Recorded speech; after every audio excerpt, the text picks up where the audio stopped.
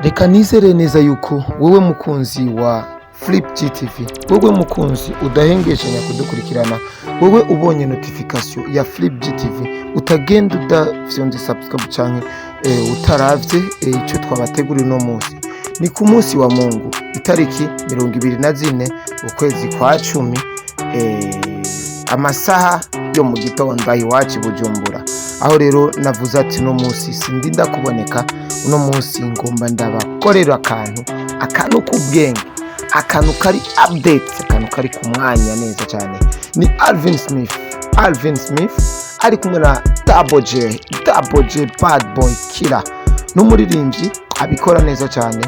Double J yagufatiye rufe wo kwibaza neza yuko yifatiwe na Chris Brown, ariko ni Double J Bad Boy Killer yavuze ati reka dufatikanije na Lavash, inka yikundira abana, niko yita.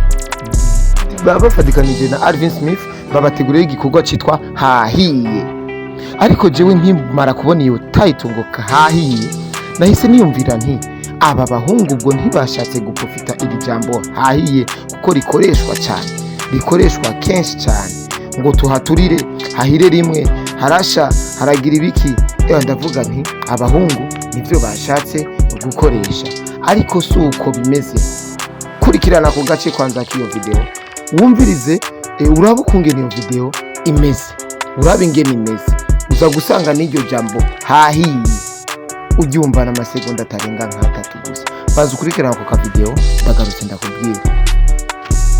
Don't kill my vibe, don't kill my vibe, don't kill my vibe.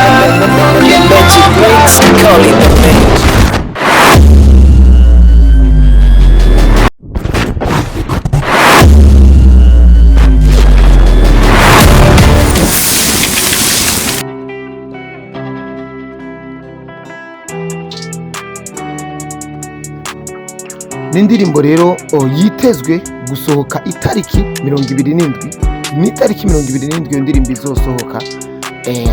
Abazi guharura baca bamfasha neza cyane, bacabona umunsi indirimbo izosohokerako.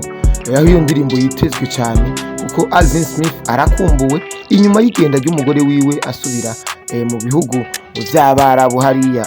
Murazi neza yuko Alvin Smith ari muri babandi bivugwa neza yuko baba batunzwe n'abagore, ariko siko tubivuze, ariko niko benshi babivuga, niko bivugwa, niko bizwi.